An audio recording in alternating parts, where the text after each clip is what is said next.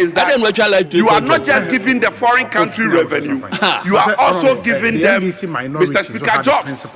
Whilst your people in your country are not getting jobs, your taxpayers, the people from whom you obtain the 13 billion, they are struggling to get jobs. And this is the decision or the choice you choose to make at this point of austerity, Mr. Speaker, is certainly not a prudent choice. Mr. Speaker, I am not a prophet. But, Mr. Speaker, there is one thing I can prophesy on the floor of Parliament today, that in no time, the NDC government, led by His Excellency John Dramani Mahama, will be running back to the IMF because of the choices it is making. It is a very imprudent economic choice. Mr. Speaker, why would you spend 13 billion cedis to procure aircraft when you have 78,000 nurses unemployed in your country? Why would you spend 13 billion cedis to procure aircraft when more than 6,000 teachers are struggling to get employment? Why would you spend 13 billion cedis to procure aircraft when about 60% of the 300,000 Ghanaian graduates on a yearly basis don't get employment? Yet you have chosen, unfortunately, we have learned our lessons and we are advising you. You know, when you are struggling to get your people employment, these are the choices you've chosen to make. Mr. Speaker, when we say you are not creating employment, your reaction is that you are creating 800,000 jobs. We have reminded you that the 800,000 jobs, they are mainly fleeting by day jobs. Wala tu wala sa. That is all they are. Which of these jobs will your 60% of the 300,000 graduates do? None. Which of these jobs will your 78,000 nurses do? None. Which of these jobs will your over 6,000 teachers who you are struggling to recruit do? None. Mr. Speaker, obviously, little wonder that the World Bank, in its annual update in the month of June 2025, stated as follows. Mr. Speaker, stated that this is stated that a state where economic growth has critically failed to translate into meaningful job creation. Mr. Speaker, our economic growth continues to fail to translate into meaningful job creation because of such choices. When you choose to spend $13 billion cedis to procure aircraft, Mr. Speaker, and I've heard some of our colleagues say that it doesn't include presidential jet. The record of this House will bear us out that any time presidential jets have been recruited in this country, they come in the form of military route ruling. And so therefore, Mr. Speaker, we know that what is being procured is a presidential jet. Mr. Speaker, our president prefers comfort to the employment of the Ghanaian youth. Our president prefers comfort to the employment of the Ghanaian youth. That is what is happening, Mr. Speaker. The many youth who had hope that the NDC, through its reset agenda, was going to create meaningful jobs for them, some of whom have stayed home for 10 years, some of whom have remained unemployed for 5 years. Mr. Speaker, you have disappointed them. You have disappointed them. And it doesn't look like the 2 years ahead of the year 2026, you are going to create the needed jobs. They have been disappointed, and it's unfortunate that this is happening, Mr. Speaker. Mr. Speaker, Malaysia did not develop by making such expenditure choices. Malaysia didn't. It didn't become an Asian tiger by procuring aircraft when its teeming youth don't have a job. Singapore did not develop when its teeming youth were struggling to procure aircraft. Mr. Speaker, when the NDC said it was going to reset, the expectation was that they were going to do something different. However, what they pursue is the status quo. The expectation was that they were going to do something different. You have no interest, however, in creating jobs for our people. Is the status quo. The expectation was that they were going to do something different. You have no interest at this point. In our quest to assist the government to consolidate its finances to create jobs, having advised you on the need to abandon your procurement of the jets, Mr. Speaker, I would draw your attention to the need to consolidate the institutions of state in the fight against corruption. Mr. Speaker, I take you to the budget of the Office of the Special Prosecutor. Mr. Speaker, we are told that this year we are giving the Office of the Special Prosecutor a budget of 158 million cedis. Mr. Speaker, it's about time we take a critical look at our expenditure. Mr. Speaker, we have too many institutions fighting corruption. Mr. Speaker, the question we have to ask ourselves is whether or not the Office of the Special Prosecutor remains a necessity. Mr. Speaker, the question we need to ask ourselves is whether or not what the Office of the Special Prosecutor is doing, the Financial and Intelligence Center cannot do. The Economic and Organized Crime Office cannot do. Mr. Speaker, in this light, Mr. Speaker, we are told that the Office of the Special Prosecutor, I have never defended it. The Office of the Special Prosecutor, as part of its achievements this year, helped the Controller and Accountant General to recover some money through a corruption risk assessment. Mr. Speaker, the Controller and Accountant General already has an integrated solution for fighting fraud. Mr. Speaker, it is either we are not being told the truth or the integrated solution for fighting fraud at the Office of the Controller and Accountant General is not working. Mr. Speaker, it is obvious that corruption risk assessment in and of itself can never help in uncovering fraud. Mr. Speaker, when there is a computer software for doing so, Mr. Speaker, we need to consolidate the institutions that fight corruption in this country, Mr. Speaker, by making sure that we avoid duplicity and enhance investment in those institutions, just to make sure, Mr. Speaker, that corruption is fought well without losing good money, Mr. Speaker, as we have seen over the period. And so, Mr. Speaker, as I conclude, Mr. Speaker, I would want to invite the Attorney General to review the Office of the Special Prosecutor. Mr. Speaker, we have tried it in excess of 7 years. The results is there for us to see. It is good money chasing bad money. Very respectfully, Mr. Speaker, these are my submissions. Thank you very much. Yeah. Honourable members, I give the floor to Honourable Dr. Jasau. Mr. Speaker, thank you so much for the opportunity to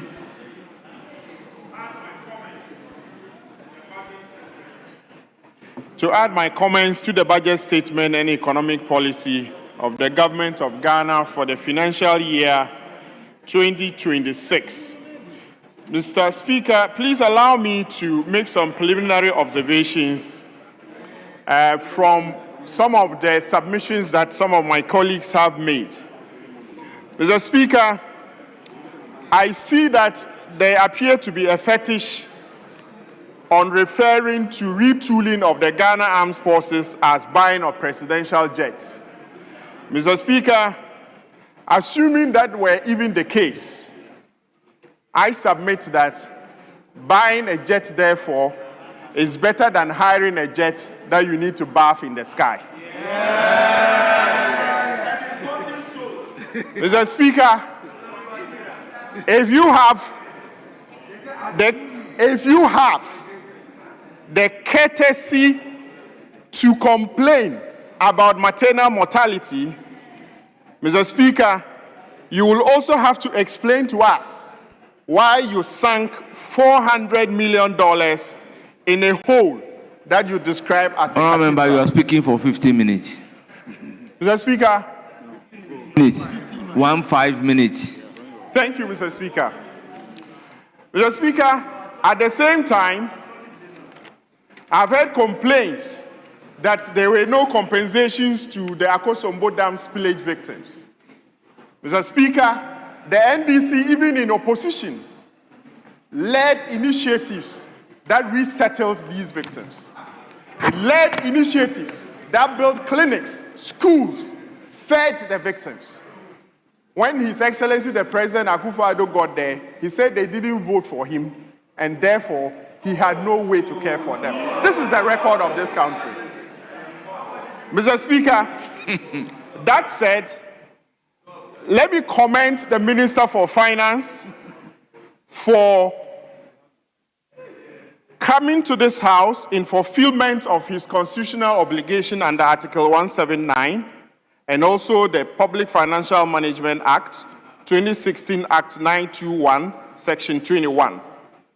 Mr. Speaker, he came and delivered the budget on a theme resetting for growth, jobs, and economic transformation. Mr. Speaker, having read through the budget statement and economic policy, I'm convinced that a lot of deliberate thinking was put in place to be able to come up with this economic policy. Mr. Speaker, if you look at the sections that relate to agriculture in our country, Mr. Speaker would realize that there is a deliberate agenda to see how we can plug a loophole that we've observed in our budget statements in the last few years.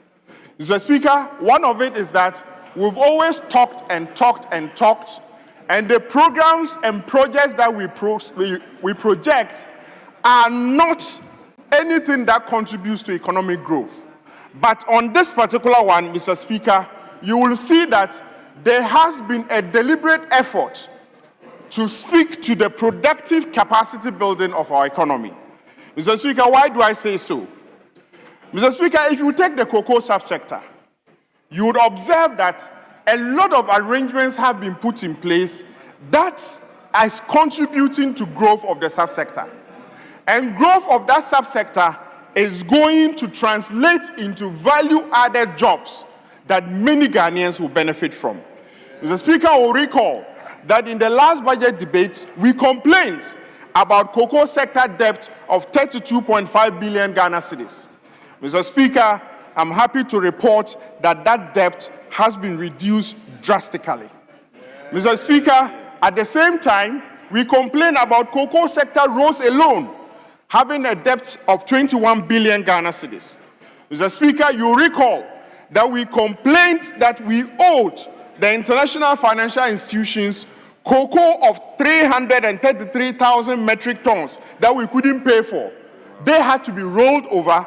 Now production has increased from the under 500,000 metric tons that we witnessed last year to at least 603,000 metric tons. Mr. Speaker, this is so significant because it's been able to allow us to pay that debt by contributing 243,000 metric tons of cocoa. We just have about 90,000 metric tons to go. And Mr. Speaker, with the current projection levels and production levels that are ongoing, I'm convinced that we'll be able to make up the production quantities and be able to pay our debts and raise some more additional income.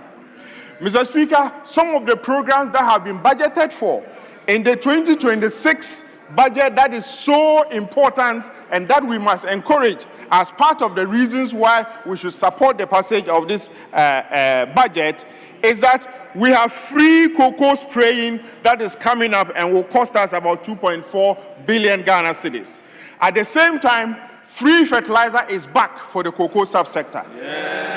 Mr. Speaker, when you have this, it means that the cost of production of the cocoa per unit area for the farmer is going to be less. Once it is less, more growth will come into the economy and the farmer is likely to reap more gains. And so, Mr. Speaker, this is something we must support. Mr. Speaker, if you look at paragraph 296, the budget actually tells us that we are going to have an additional 200,000 hectares of cocoa under cultivation. Mr. Speaker, this is a highly decisive step. This is a highly decisive strategic policy, and I think that we must support this and make sure this gives us security, because now you are not going to depend on only individual farmers with their 3 acres, 10 acres, but you have a 200,000 hectare security of cocoa farms that you can project. You can project in real time how much cocoa beans you'll be able to harvest and sell to the international market. Mr. Speaker, complementing this is oil palm. That is referred to as the red gold. Mr. Speaker, the oil palm sector is also another productive sector that is complementing the cocoa. And if you can have these growing in the ways that we envisage, where we are going to have in paragraph 933, it refers to that we are going to have about 100,000 additional hectares of new oil palm plantations. Mr. Speaker, this is clearly investing in productive sectors whose value chains is going to translate into a number of jobs for our people. Mr. Speaker, government is deliberate about this. There's a budget of $500 million that is going to be rolled over 4 years to be able to handle the production of this sector in a way that we can eventually be competitive with other countries such as Malaysia. Mr. Speaker, complementing this is also rubber. Rubber Ghana at the moment, we have about 178,000 metric tons capacity. But the only raw rubber that we get in the country is just about 100,000 metric tons. And so government have again been decisive in projecting a policy of restricting the exportation of raw rubber. Now, if we restrict the exportation of raw rubber, complementing with additional production capacity of the rubber subsector, it means that we'll be able to process this rubber in country. And we can achieve processing rubber in country, that would likely, in fact, that would definitely throw a lot of jobs along the value chain. And so I see these 3 crops, cocoa, the oil palm, and also rubber, as strategic, and I am very excited that this budget has deliberately handled these and then allocated a lot of financing budgets to it. Mr. Speaker, I call on all of us to even consider taking some plantations in these oil palm fields. Mr. Speaker, the other complementing one is the Feed Ghana program.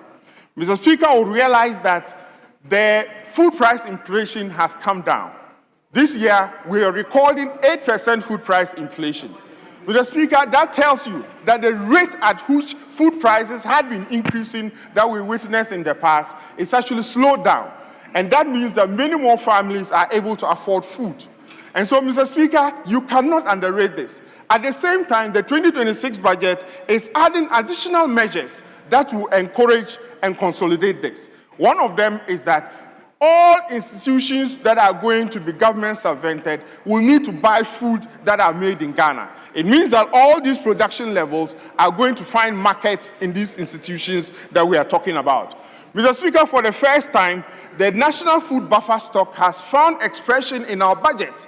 And actually, there's money allocated to buffer stock to be able to execute their mandate, which is to mop up excess food that is produced at the farm gate, store it, and bring it back to the market in a way, in a logistical arrangement that will make sure food prices do not exceed a certain limit.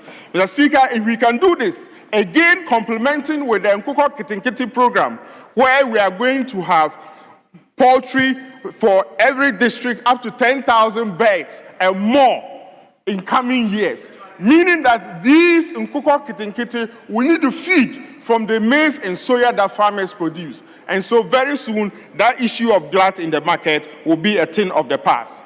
Mr. Speaker, an additional aspect that we need to talk about is irrigation for wealth. Mr. Speaker, we realize that all of us are experiencing the vagaries of climate change. We don't know when the next rain is coming, and so farmers are really unable to predict how their production cycles are going to run. And so the Irrigation for Wealth Creation is a well-thought program, which is a very direct intervention that will help our farmers maintain, in fact, take care of the risks of the rainfall patterns that they cannot predict. Mr. Speaker, I realize that there's a huge budget of solar boreholes that are going to be created, that are going to be sunk as part of the Irrigation for Wealth Creation. And Mr. Speaker, I see this as a deliberate response to some of the challenges we are facing in the agricultural subsector. Mr. Speaker, complementing all these is the big push road projects that are ongoing on. This is going to support drastically the logistics of carting food from production centers to market centers or consumption centers. Mr. Speaker, at the same time, the government is complementing this with an additional 1,000-kilometer roads that will be directed at farm producing areas and farming areas. Mr. Speaker, these roads will do a lot in reducing costs of food production, cost of selling food, cost of sending these foods to areas that are needed for consumption. And so, Mr. Speaker, if you look at these gamut of projects, amongst others, you will be convinced that government has thought through these projects very carefully and strategically and invested the needed resources that will help us grow the sector in the ways that we want. Mr. Speaker, allow me to make a further comment on the fisheries subsector.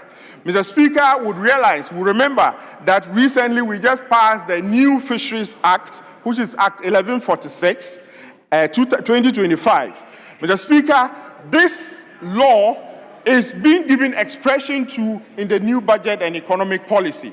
Mr. Speaker, IUU fishing is something that will be a thing of the past because there's adequate provision for us to fight IUU, and the law buttresses and backs us as well. Mr. Speaker, at the same time, there's a huge conversation around aquaculture in the law and also in the economic policy. And so, Mr. Speaker, this sector is linked very conveniently with the 24-hour economic policy of government, where women and youth employment are emphasized. So there will be aquaculture for women and youth, and there's a huge budget outlay for that. Mr. Speaker, that means that a lot of our youth in the coastal belt and fishing communities will be taken care of adequately under this project. And Mr. Speaker, we should support this. At the same time, fishing inputs, fishing market constructions have also been budgeted for. And so, Mr. Speaker, even with these three interventions, you see that they've been deliberately thought through, they've been consciously provided for, and they are things that will help the growth of the economies of those local areas, at the same time create the jobs that we need for these local areas. Mr. Speaker, allow me to further conclude by submitting to you that one significant thing that is happening is that the production levels that we have found increased in this country are not out of an accident. It is something that has been deliberate, and so what we are going to do, and that's what the 2026 budget comes to solve, is that it's going to make sure that we pay attention to value addition of the produce that we generate in the country. Mr. Speaker, I'm very confident that by close of year 2026, every one of us will have been satisfied that we don't have food security challenges anymore, and that we are on the path of growth, and that agriculture is truly contributing to the growth of the economy. I thank you for the opportunity, and I call on this House to endorse the statement. Thank you. Honourable members, we now proceed to give the floor to Honourable Osei Kennedy Nyako. You have 15 minutes.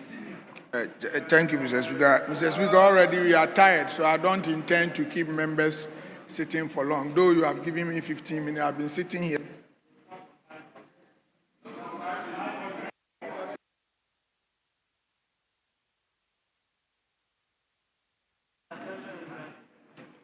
Yes, so, Mr. Speaker, thank you very much for the opportunity to make a few comments on the budget statement and the economic policy that was presented to this House on behalf of the President by the Finance Minister.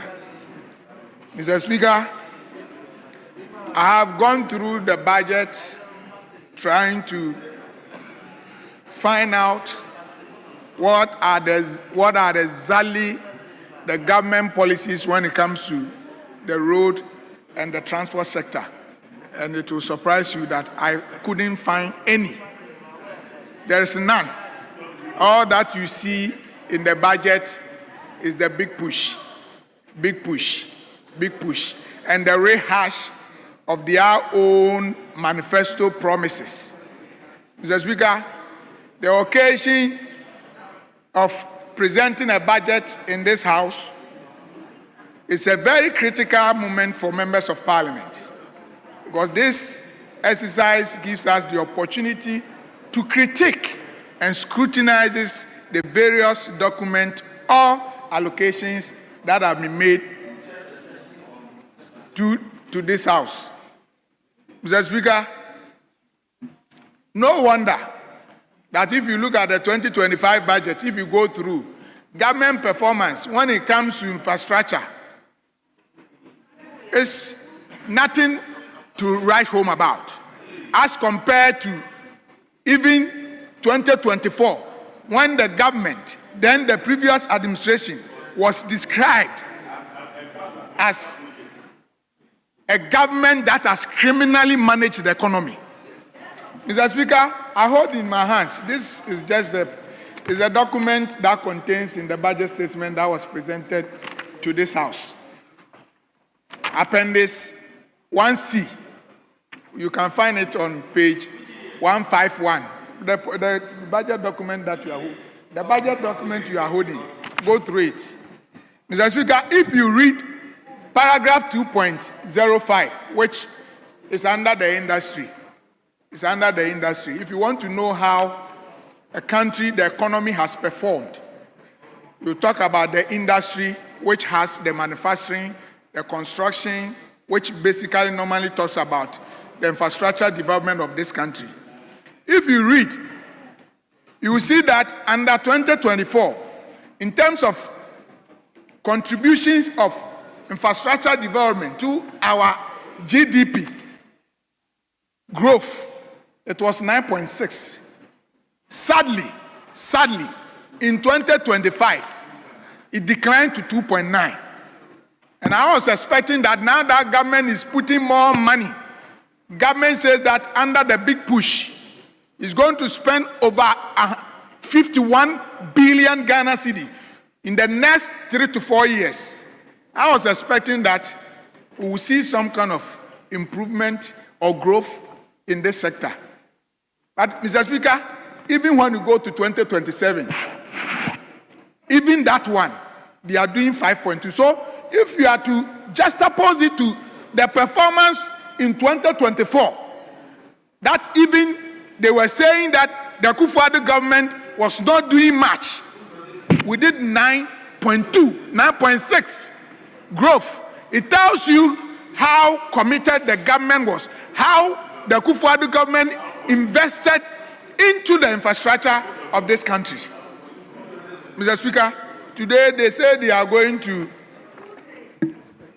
inject 30 billion into the big push. And out of this 30 billion, 70% will go into road construction, the road infrastructure, which is about 21 billion. Mr. Speaker, the question is, even in 2025, when they promised that 13.8, out of the 13.8, they were going to invest 70% of it, which is about 9.6 billion. I have in my hands here a document signed by the finance minister. This is the authorization, commencement authorization, that has given total of how much they are going to spend under the big push for the next 4 years. All the projects, about 32 projects that the government want to invest in, make investment, is here. And it's about 51 billion. So if they have given breakdown, they said the first year, which is 2025, they are going to commit, they are giving a commencement certificate of 7.6.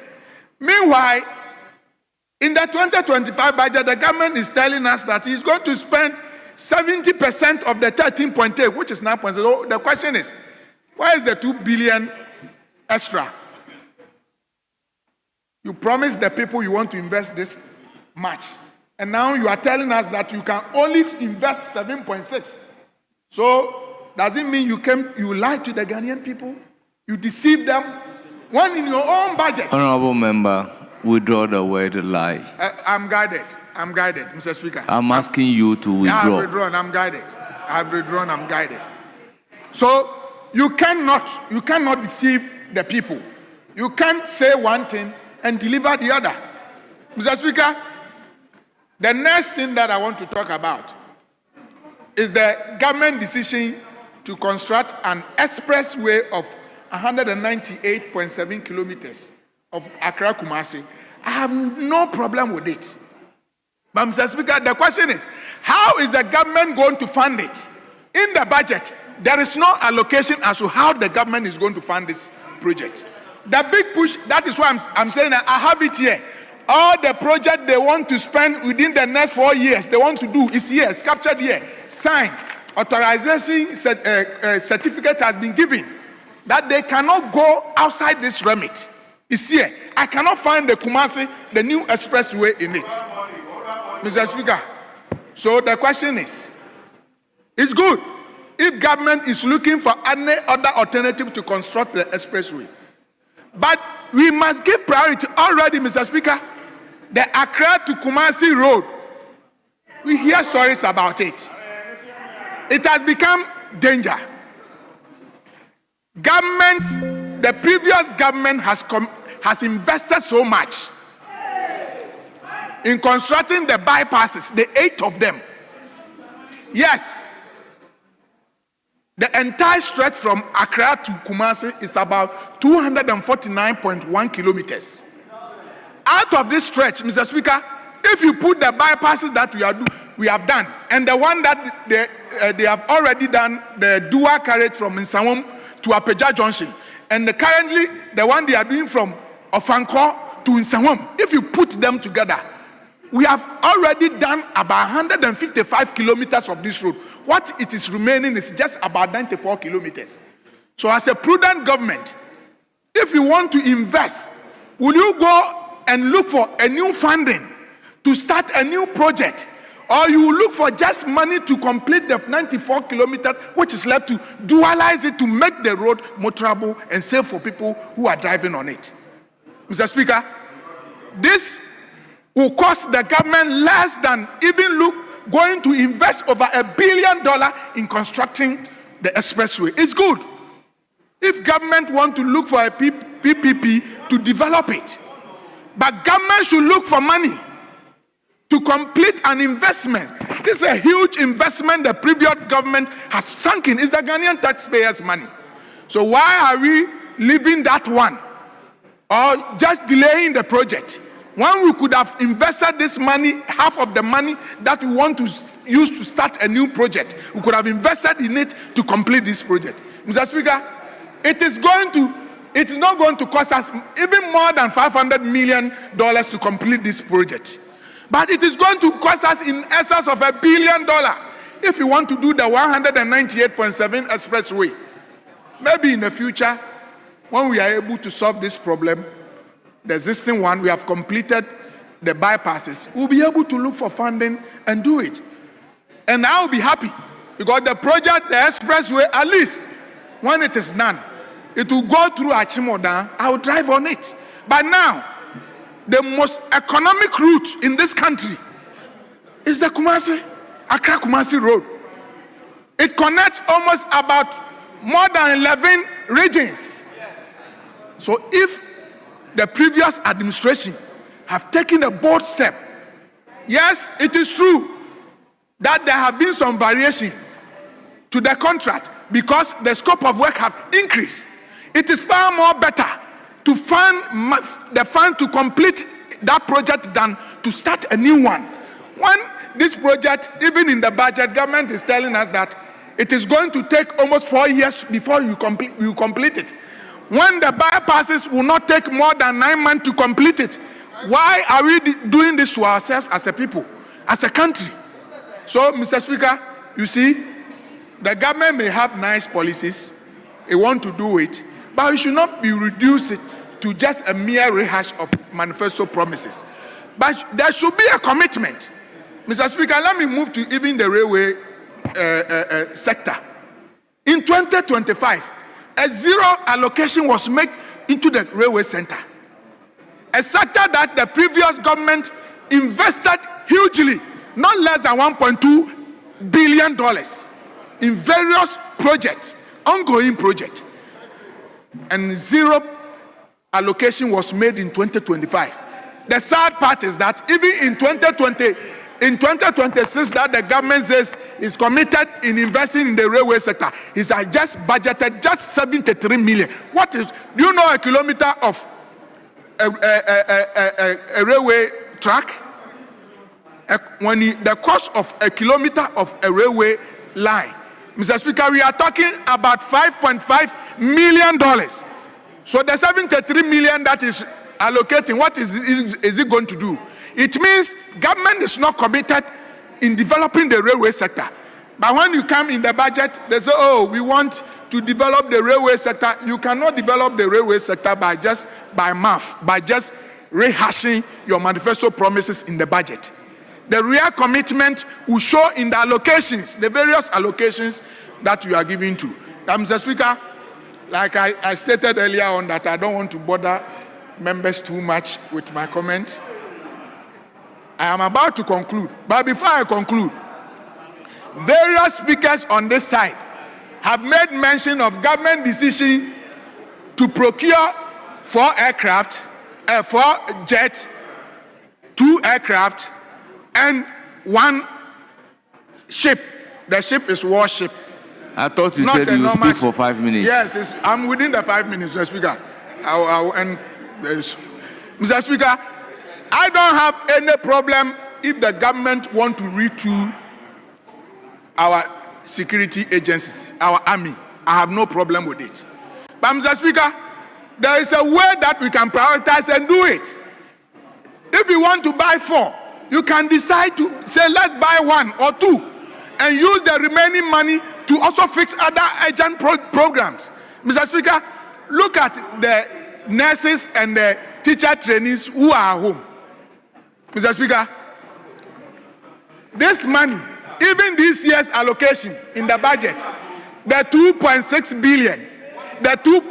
billion, if government decide that you want to just acquire only 2 of the jets and use the remaining money, they can employ almost about 60,000 nurses to work and pay them fully. They can employ, if government says that I want to just procure 2 of the jets and wait and procure the remaining next time and use the remaining amount to recruit the nurses and the teachers at home, they can recruit 60,000 trained teachers and nurses who are home. This shows a misplaced priority by the government.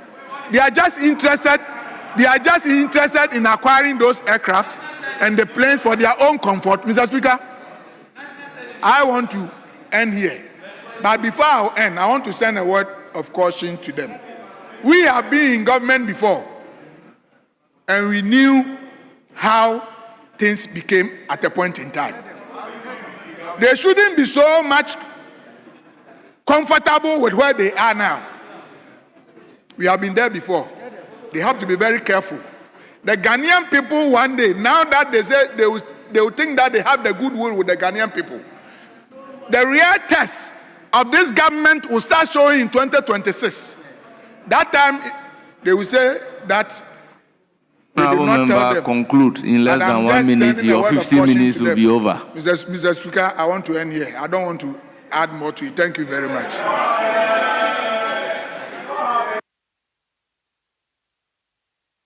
Honourable members, for a technical challenge reason, we may have to take 10 minutes break. So, yeah, it's not my fault, but it's a technical challenge. So we'll come back after 10 minutes for that technical issue to be resolved. So the House is temporarily suspended for 10 minutes.